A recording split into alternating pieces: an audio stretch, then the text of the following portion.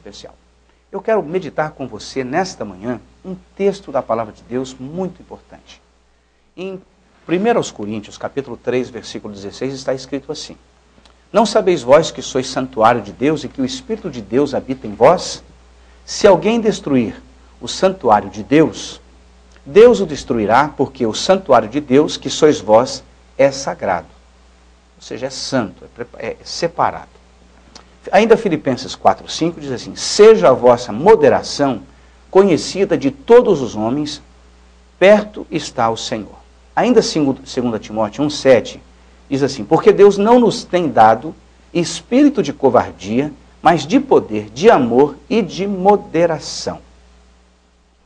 Eu quero começar essa fala nesta manhã exatamente com uma pergunta de um jovem da minha igreja que diz: Pastor, me diga uma coisa, seja honesto comigo, beber é pecado?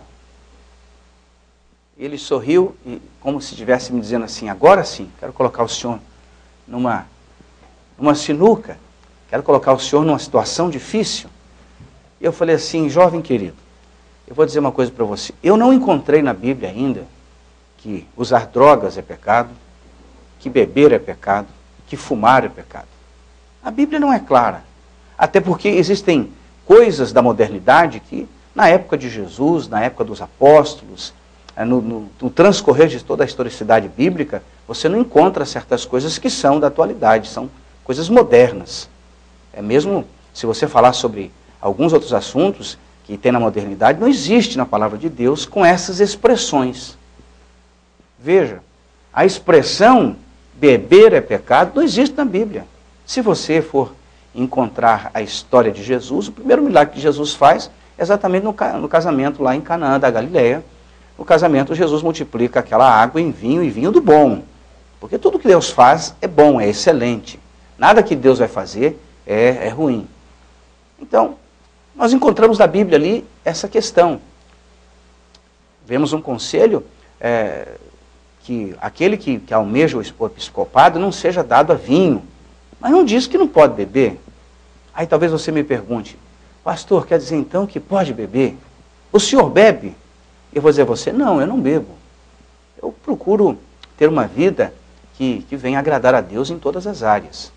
Porque nós não entendemos muitas vezes o que é o pecado. A Bíblia diz que o nosso pecado, lá em Isaías 59:2, causa separação entre nós e Deus. O que é então o pecado? O pecado, ele se origina exatamente na questão da obediência. Quando nós deliberadamente decidimos desobedecer a Deus. Alguns desobedecem conscientes, outros por ignorância, por ignorar o princípio, a verdade e a palavra de Deus. Mas, tanto um quanto o outro causa divisão entre nós e Deus. Deus ama o homem, o ser humano, o pecador, mas não ama o pecado do homem. Aquilo que nós praticamos, que vai contra a santidade de Deus, a Bíblia ainda nos diz que sem santificação, sem separação, é impossível ver a Deus.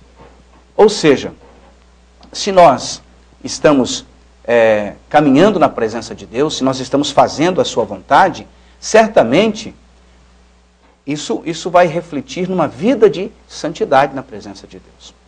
No versículo 17, 1 Coríntios 3,16, diz assim: se alguém destruir o santuário de Deus, Deus o destruirá.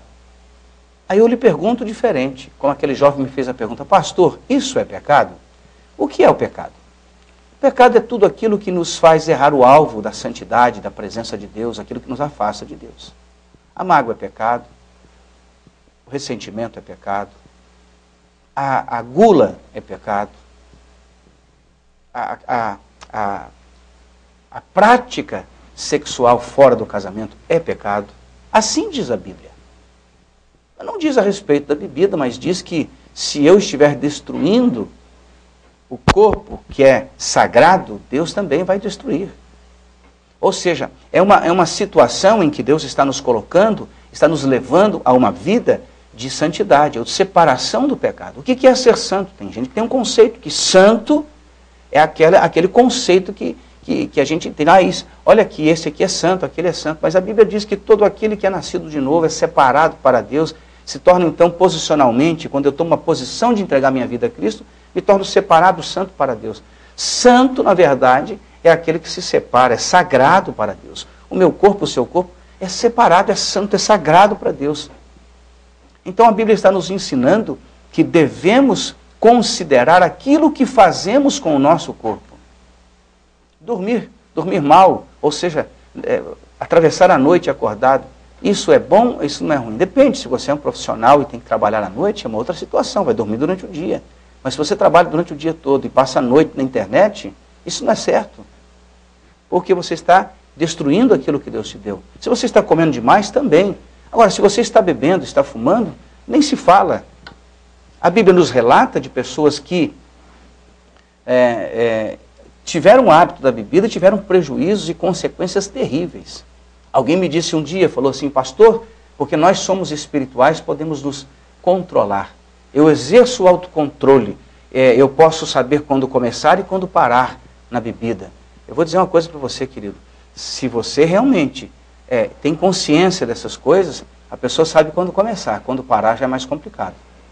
Por quê? Porque isso vai tirar da gente a sobriedade, vai tirar de nós a maturidade, vai tirar de nós o bom senso e o equilíbrio, isso vai nos trazer prejuízo. Qualquer acidente de carro e a pessoa está um pouquinho alterada, vai lá e faz o teste do bafômetro e já com poucas miligramas já se aparece, já se constata que a pessoa já está embriagada. Por quê? Porque um pouco de álcool vai tirar os seus reflexos, o teu bom senso. Se para dirigir acontece isso, você imagina no nosso dia a dia, o que isso pode fazer conosco? Ah, mas eu necessito disso. Nós precisamos de colocar nossa vida na presença de Deus e ver o agir de Deus em nosso viver. Quanto mais em santidade vivemos, mais sóbrios seremos. Sóbrios da presença de Deus, discernindo as coisas espirituais.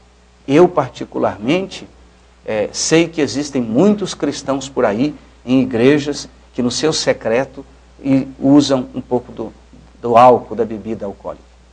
Ah, porque não vou escandalizar ninguém. Você não precisa escandalizar ninguém. É só a questão seguinte, estamos prejudicando a nós mesmos quando assim fazemos. Mas muitas vezes no nosso secreto nós estamos testemunhando. E nós não estamos sendo aquele referencial. Seja a vossa moderação conhecida de todos os homens. Perto está o Senhor, diz o apóstolo Paulo. Deus está nos vendo, querido. Deus está vendo a nossa vida, a nossa caminhada, o nosso dia a dia. Ah, mas ninguém está me olhando, ninguém está me vendo. Pode ter certeza que sim. Timóteo diz, porque Deus não nos tem dado o espírito de covardia, mas de poder, de amor e de moderação. Um cristão maduro, um cristão que vive uma vida na presença de Deus, tem essa característica. Coragem, poder, amor, ele é moderado. Ele sabe se comportar, sabe se pôr, e ele é testemunho em qualquer lugar. Eu queria orar por você nesse momento, pedir que Deus lhe abençoe, para que possamos meditar e refletir nessas verdades da palavra de Deus. Pai, nós oramos em nome de Jesus e eu te peço, alcança o meu telespectador, para que possamos tomar atitudes de moderação na tua presença e nos tornarmos bênção para o Senhor e para os nossos familiares, amigos e queridos, no nome de Jesus. Amém. Tenha um bom dia, que Deus te abençoe e até amanhã, se Deus assim nos permitir.